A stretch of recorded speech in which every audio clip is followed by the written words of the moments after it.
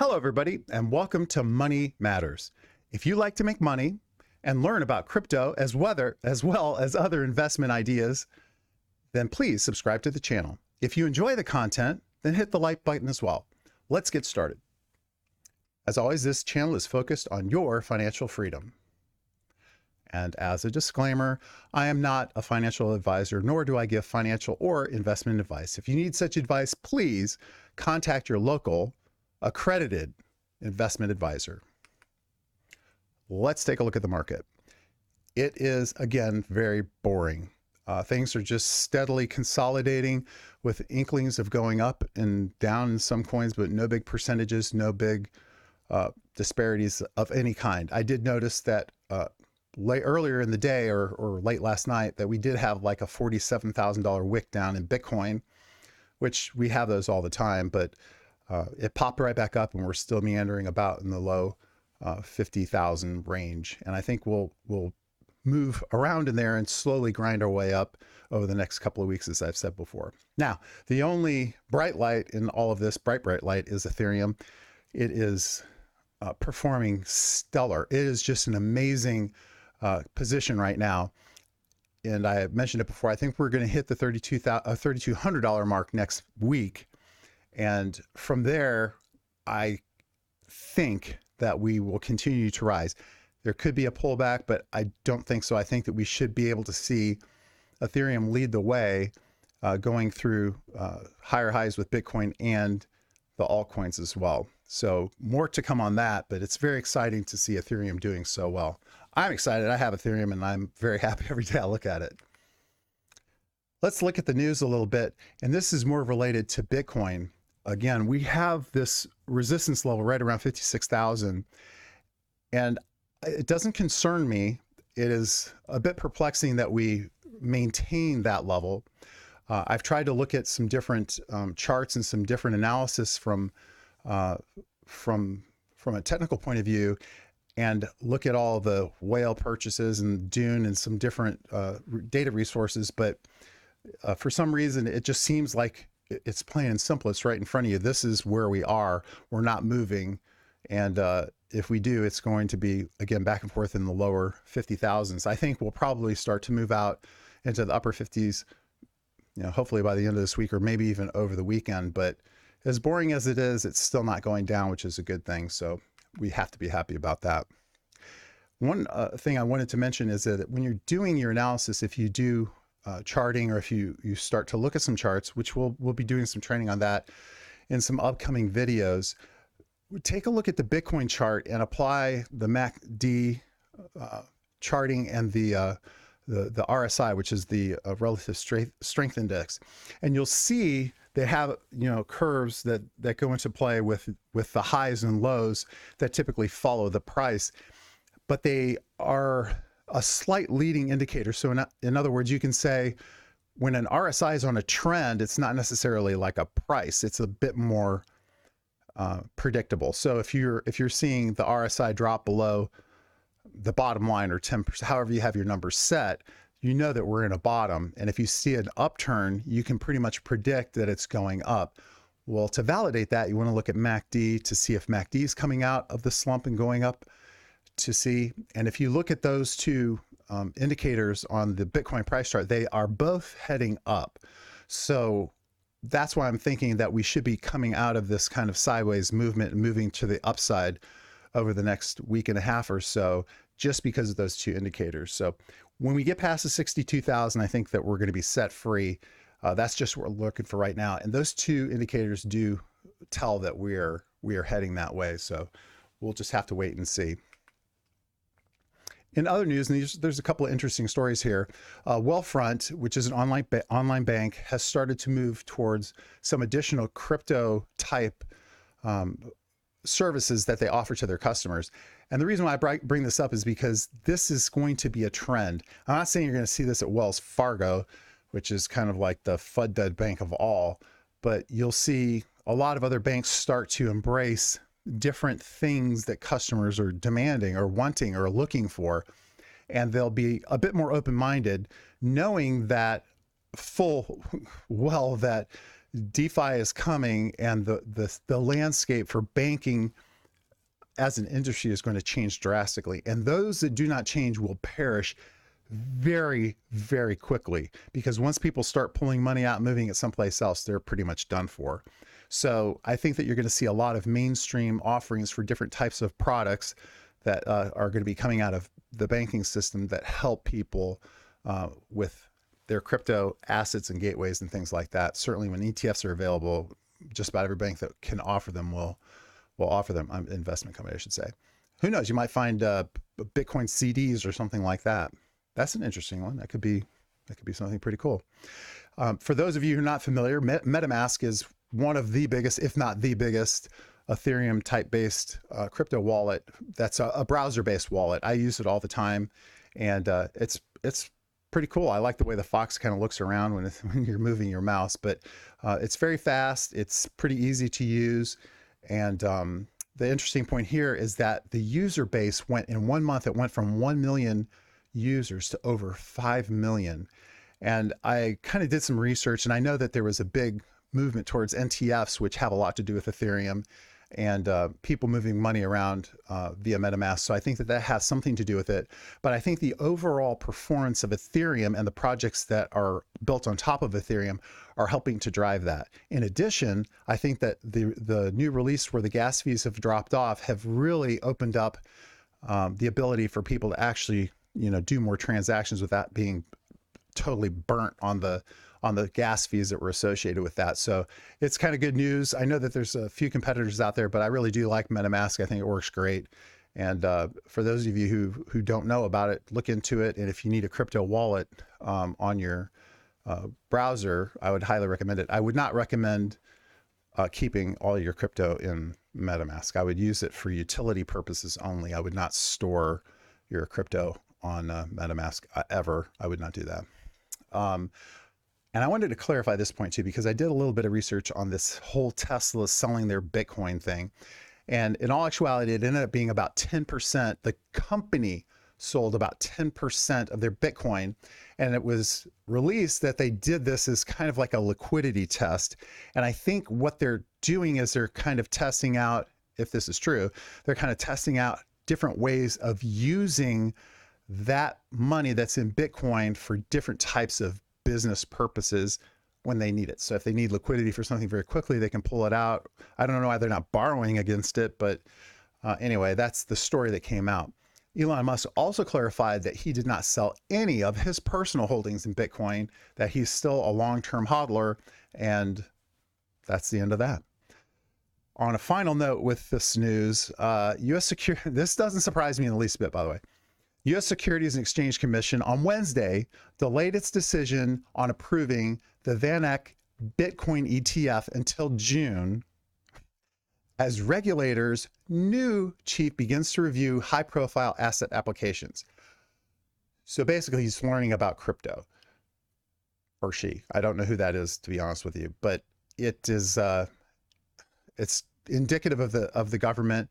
I do applaud their due diligence. There's nothing wrong with that, but really this has been around for a while, and ETFs have been on the docket since, well, when the Winklevoss brothers first proposed theirs. So the delay is absolutely ludicrous, but we'll take a delay over a complete vote down any day of the week. Again, looking back to the on-ramp and adoption for Bitcoin, we need those ETFs so that millions of people will have the ability to have a quick on-ramp to buy Bitcoin and help drive the price up. It's just, again, if you look at the gold curve and what happened there, it's going to be a big party, no doubt about that. So we're going to talk a bit about dollar cost averaging and what you can do to apply this strategy to your personal type financial plan. I think it is one of the best ways, if not the best way, to purchase Bitcoin over a long period of time, get a good price for it, and have amazing returns. And we're going to go through an example here too, so you can kind of visualize exactly what I'm talking about. But for those of you who are not familiar, with the term dollar cost averaging. It's an investment strategy that helps you to lower the amount you pay for an investment typically and minimize the risk that's involved. Instead of purchasing your Bitcoin in one fell swoop, like putting $5,000 into Bitcoin, you would buy it over time and in smaller increments at different dollar amounts. Not even pre-designated if you don't want to. You can pre-designate. In other words, you can look for, if you're looking at charting and you can look at when the RSI is down, you can purchase it. Then when it's up, you want to wait for it to go down and purchase it again. That's great. But the true idea of this program is to religiously put money into this investment and then just let it go. Over a long term, this strategy can help you lower your investment costs because you're not buying at a high price all the time. You might be a high price, low price, and it averages out to an average price that's traditionally lower than what you would have paid in the beginning, and it can boost your returns. Let's take a look and see specifically what we're talking about here. DCA, which is the acronym used commonly in the industry for dollar cost averaging, has two critical points that are important. Number one, it takes the emotion out of buying. Do I have to wait for a dip? Is the price too high? You're always questioning, is this the right time to buy? That's no longer a question. It's an automatic. Every week I'm putting this money in. I'm not even going to look at the price. I'm just going to buy it and that's it. And you want to do that regularly. You want to do it consistently because doing it consistently is what's going to lead to this working in the end, which is obviously what we want. We want to put money into it and we want to make money and hopefully make a lot of money. So let's say, for example, if you have $1,200, you can put it all in Bitcoin in one day, or you can allot $100 to go in each month and get it at different prices. And then hopefully your average cost of the Bitcoin over that course of time would be less than if you had purchased it all at one time at the beginning of the year. That's how it works. But let's take a look at an example because this is kind of interesting. So I found this handy dandy Bitcoin cost, dollar cost averaging calculator online, and I put a link to it in the description below so that you can check it out because it's kind of fun to play with. In the example here, it took an investment. Somebody was putting in $100 every week starting December 17th in 2017 and ending today. So you can click on the green buttons that says weekly, bi-weekly, semi, whatever, so you can get your increments to compare what your earnings would have been. But this one I set to 1 week so that, if you're putting in $100 a week, this is what your returns would be. So if you put $100 in every week for that period of time, which is about 4 years, the total amount that you would have put in was about $17,600. Your rate of return was about 575%. And the amount of money or the amount of Bitcoin or the worth, the dollar value of the Bitcoin that you would have would be almost $120,000.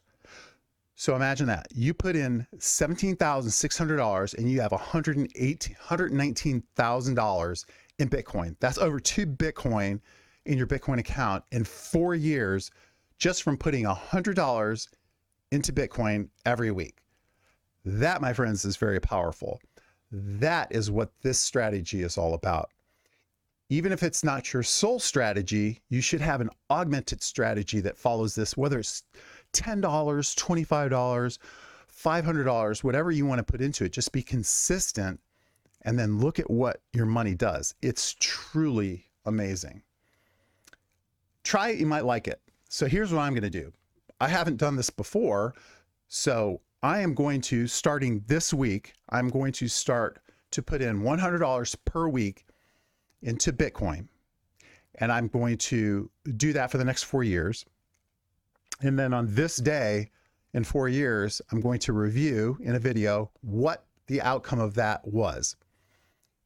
I'm very excited, and I'm hoping it's just a tremendous amount of Bitcoin. It would be fun if other people wanted to do this as well. You can leave a comment and let me know if you would like to do this. And what I'll do is in the forthcoming website that I'm putting together for the channel, I'll put a section in there where people can actually log in, create an account, log in, and then fill in their tracker right online so that everybody can participate. What it'll do is when you put in your numbers, it'll add your, username in there, and it'll show you what your, investments are, your increments and things like that. And then we can track how much money everybody's making, just kind of like a fun thing to do. And if you miss a deposit and you can't make a deposit or whatever, that's fine too. You just miss it and then keep going, and we'll look at it at the end of 4 years and see how everybody did. It could be pretty fun. It's always fun when people make money. Let's do a quick recap. In the market, nothing exciting. Everything is still consolidating. We've talked ad nauseum about this, but again, the bright light is Ethereum. I think that we're going to be coming out of this in about the next week or so. RSI and MACD are indicating it. So just keep bright eyes looking towards the future. I think we're heading for some pretty lofty gains. Ethereum has completely detached. It is traveling on its own. It's not associated with Bitcoin or its pricing, and it certainly has not performed with the altcoins. So even though it is an altcoin, it's performing on its own, which doesn't surprise me. It's going to turn into its own entity away from altcoins completely. So it's going to be like a Bitcoin, but not an altcoin. In fact, I think the detachment rate from altcoins is somewhere right between 25 and 33%. So it's not even close to being in the same performance league. Hopefully it'll just keep piling forward. And by the end of the year, is my prediction, I think it was about $7,800. We should hit 3,200 sometime next week. And then the momentum should start flowing, and we'll see higher highs after that as well. I think not any huge jumps. It's just going to be a steady climb up. We learned about dollar cost averaging, DCA, and how over time you can turn a relatively small amount of money into a huge amount of money just by being consistent, taking the emotion out of buying and making it automatic, just like you would for a Christmas fund that you have taken out of your paycheck. And if they still have those, I don't really know, but some sort of a car payment. If you have an automatic car payment taken out, when it's taken out automatically, you don't know it. It always hurts when you have to write a check, or if people write checks anymore, but it always hurts to pay for something. But if you never see it, you don't notice it being missing from your paycheck, then it never really hurts that bad. So if there was a way to do it like that, then that would be a great thing to do. But anyway, putting in money consistently, regularly, and then watching that money grow is just an amazing strategy. Leave a comment below and let me know if there's any specific topics or coins or projects that you would like me to cover. I have over 1,000 on my list of videos to do. So I have a huge backlog. I'll be doing this for quite some time. But I would like to hear what other people are interested in and would like to hear about. I'd be happy to do videos ad hoc, and especially if it's something that's relative to the time, and push it out so that people who are interested in it can learn more about it. Scammers, watch out. They're out for your money. They're everywhere. They're terrible people, and just be careful. And last but not least, winners never quit, and quitters never win. Always give your very best effort to overcome the challenges that you face in life. I hope you had a great day. I had a great day, and I will see you tomorrow.